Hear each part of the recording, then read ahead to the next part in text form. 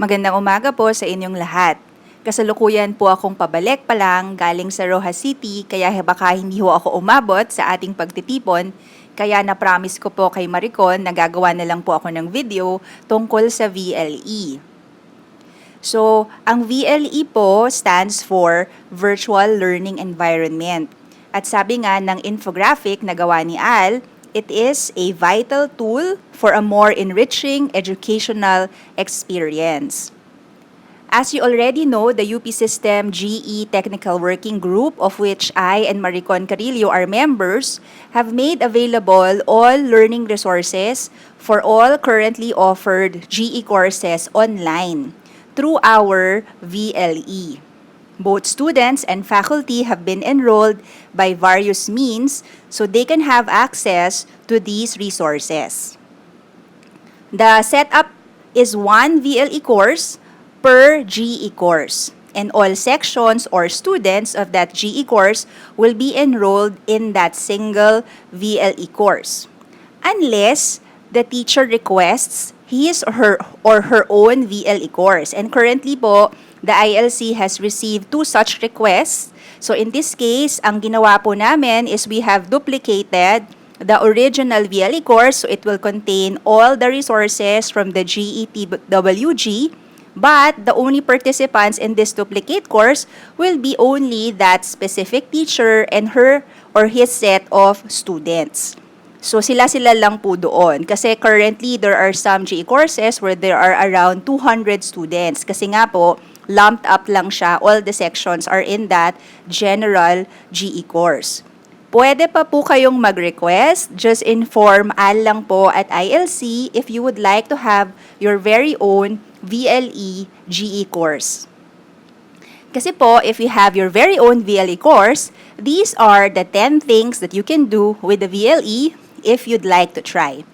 Well, actually, pwede rin naman. Kahit wala kayong sariling VLE course, lahat po na ikukwento ko ngayon, pwede rin. Mas madali lang ho kasi if you own the VLE course because you can do whatever you want with it. So, 10 things. Number 1, you can upload resources. So, as you can see po on the screen, we have here different PDFs for Module 1 for Kasaysayan 1. So, pwede pong mag-upload ng PDFs, slide decks, Word documents. So, because we got the resources already from the GETWG, ILC through AL has uploaded it already for you. But just in case you have other materials that you want to add, you can add your own. So, there are other things that you can do. Meron po kasi siyang turn editing on. And when you turn editing on, you can add resources. And nandito po yung mga list ng resources. Pwede po tayo mag-add ng book, file, folder, IMS content package, label, page, at URL. So, pwede po kayong mag-upload ng videos or pwede tayong mag-link sa mga web pages. Number 2, you can rearrange the files according to the order you wish. Kasi po, nung in-upload to ni Al, galing po ito sa mga Google folder, hindi po namin alam kung ano po ba yung tamang pagkakasunod-sunod nito. So, kung meron pong mali, you can actually drag and drop to change the order of the resources. So, meron po itong cross icon, pwede nyo pong lipat-lipatin yung order nito. Now, you know that you can edit, so pwede rin po tayong mag-change ng ating mga titles. So, kung hindi po pala yan ang dapat na title, you can click the pencil icon and you can edit. So, pwede nyo pong palitan yung pamagat. Now, you can also annotate resources. So, for example po, itong resource na ang pamagat ay thinking like a historian, yun lang po yung makikita ng estudyante. Ito pong nakalagay by Sam Weinberg, hindi po yan makikita kasi hindi po nakacheck itong display description on course page. So, what do I mean by annotate? Pwede po kasi kayong mag-type ng description or further instructions sa student. So, for example, when you are reading this resource, please take note of the following. Or I would like you to pay special attention to page 2 and 3 where kung ano man po yung sinabi na gusto nyong ma-emphasize. Ngayon, if you type your description or whatever instructions you have in this box, please make sure that you don't forget to check ito pong nakalagay rito na display description on course page para po makita ng mga estudyante. Number 4, you can also post announcements. So, as a default, lahat po kasi ng ating mga VLE courses, ang pinakaunang makikita nyo, ito pong announcements forum. So, everyone is forced subscribe to the announcements forum by default. So, pag meron po kayong pinost doon, makikita po yan ng ating mga estudyante at ibang guro na kasama ninyo. Meron din po kasing notifications ang VLE and kung naka-turn on po yon sa mga estudyante or teachers, every time na may bagong announcement ay nag-i-email po yung VLE sa kanila para makita nila. Number 5, you can add an assignment. Okay, so ito po yung button na add an activity or resource. So marami pong nakalistang activities dyan na pwede nyong i-add. Ang isang pwede nga po is assignment. So when you upload the assignment, the student can now upload their docs to the VLE or their files. Depende po kung ano yung nire-require nyo sa assignment. So pagka po nag-add an assignment tayo, tatanungin po kayo ng VLE ano ang pangalan ng assignment. Actually, every time po na may i-create kayo sa VLE, tatanungin niya kung anong pangalan nun. So, and then, again, here in this box, you can type the instructions. And don't forget to check display description on course page para kung ano man po yung tinype nyo rito ay makita ng mga estudyante. So, kapag nag-set po tayo ng assignment sa VLE, you can actually have several options. So, you can have availability. So, sasabihin nyo po, gusto ko mag-submit lang kayo between this date to this date. Okay? May cut-off date po siya. Ibig sabihin, yung mga late hanggang talagang deadline, eto na.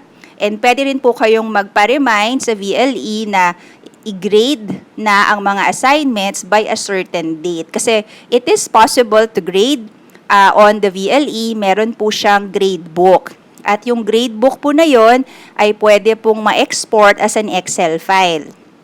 Ngayon, since magpapasubmit po kayo ng something because it is an assignment, meron din pong submission types. So, pwede pong magta-type lang sila mismo doon, so online text, or pwedeng file submissions. Pwede pa nga pong magkaroon ng word limit. Pwede mong sabihin hanggang 2 files lang. At saka, syempre, may size limit din po.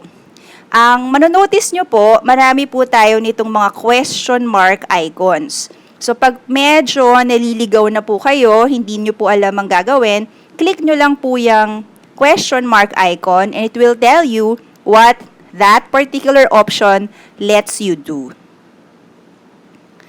Number 6, you can actually add a quiz. So, marami pong types ng quiz. May multiple choice, matching, short answer, and numerical. And dahil nga wala pa po tayong parang malaking computer lab na pwede nating kulungin ang mga estudyante doon at doon nila gawin ang isang online quiz, pwede pa rin naman po ito for formative assessment. However, if you have smaller groups and kasya po siya sa ILC, pwede po kasi silang mag-quiz doon sa ILC. Just coordinate with Al para po magamit yung room. I think we have about 20-25 computers there na pwede po magamit ng mga estudyante if you'd like them to do an online quiz.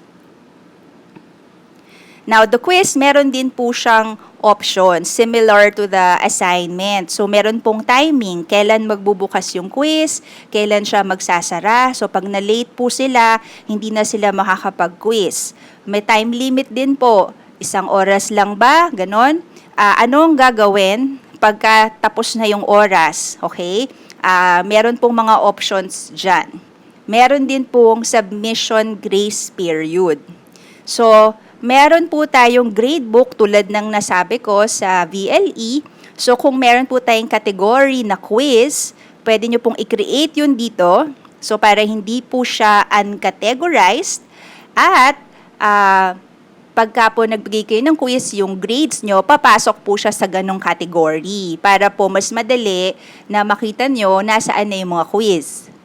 Or nasaan na rin yung mga assignments kung may category po kayo na assignment. And then, pwede po kayong magsabi, isang attempt lang ba o kahit ilan?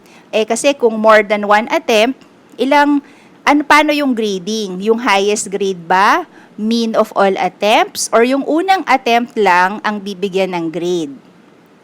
Ang maganda po kasi sa quiz, yung VLE na po ang mag-check ng quiz for you. Kasi po, when you create the quiz, tinatanong ng VLE, halimbawa kung multiple choice po siya, alin ba dito ang tamang sagot? Number 7, pwede po tayong mag-add ng wiki. It can be an individual, ibig sabihin siya lang ang pwedeng mag-edit nun, or a collaborative student wiki. Meaning, kung halimbawa po may groups kayo, yung group members, pwede silang mag-edit ng iisang wiki. So, they can do it together. So, ano po ang suggested use ng wiki? Pwede po siya for group study notes, or even collaborative storytelling or poetry. So, someone will add a line, tapos dadagdagan po ng susunod na estudyante, and so on and so forth. So, tulad po ng ibang mga resources or activities, pag nag-a-add po kayo, ang unang tatanungin ng VLE ay, ano ang pangalan niyan? So, here, what is the wiki name? And then again, you can have a description or instructions for the student. And yung wiki mode, dyan po kayo pipili kung collaborative ba siya or individual student wiki. Number 8, meron po tayong activity na tinatawag na choice. So, you can poll students using choice. So, for example, may tatanungin po kayo and then may mga choices. So, pwede pong kayo lang ang magbigay ng choice or allow the choice to be updated by the student. Pwede silang mag-take ng more than one choice or dapat ba i-limit yung number of responses allowed? And then, meron po tayo mga options. So, saan po ginagamit ang choice? If you want to stimulate thinking about the topic. So, for example, you ask a question, do you agree that, so on and so forth. And then, parang ang options, yes or no. You can ask questions to actually check for students' understanding. So, yun din po yung isang pwedeng gawin using choice. Number 9, you can create a forum. So, kanina po, pinakita ko na sa inyo yung announcements forum, yun po, default. But if you want to create a separate forum, pwede rin po.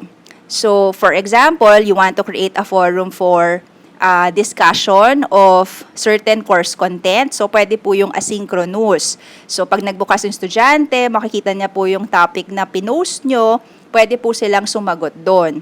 Pwede rin po siyang gawing Q&A. Ibig sabihin, dun kayo nag-aalaw na ang mga estudyante ay magtanong, for example. So, ang forum will now become a support for the students or pwedeng parang extension activity. So, kung hindi po natapos ang diskusyon sa ating klase, pwede po natin siyang ituloy online. So, maraming klase po ng forum, tulad po na nakikita natin dito sa options. So, pwede pong simpleng Q&A, single simple discussion, ibig sabihin isang topic lang siya, or nag-a-allow tayo ng each person will post one discussion. So, pwede nyo pong i-explore kung ano yung maganda at fitting para sa inyong class. Number 10, pwede po tayong gumawa ng survey. And yung activity po na nasa VLE, ang tawag po doon ay feedback. So, the feedback activity. So, like the assignment and the quiz, meron po siyang availability options kung kailan lang sila pwedeng sumagot. Pwede pong magpa-submit ng anonymous. So, sabihin niyo sa estudyante, pwede kayong sumagot at hindi ko makikita kung sino yung sumagot ng kung ano.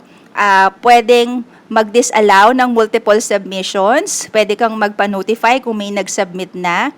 etc. At anong gagawin after the submission? Kasi pwede po niyang i-graph or i-analyze yung mga results, pero pwedeng ipakita niyo yan sa estudyante or pwedeng kayo lang ang makakakita. So, ang suggested po na use nito is for course evaluations na pwede nyo pong gawin pagpatapos na po ang ating mga klase. So, yun lang po, yung 10 bagay na pwede nyo pong subukan sa VLE. Kung gusto nyo pong subukan, nandito lang po kami ni Al sa ILC at nakikita nyo po sa screen ang aming mga emails. So, feel free to email us if you need assistance or help with the VLE. Pero, kung ang problema po ay VLE accounts management, ADS, or internet access, please look for Professor Joff Solano at dahil po sa IMS po kapag yun po ang mga problema ninyo. So anything VLE naman sa amin po sa ILC. Magandang umaga po sa inyong lahat.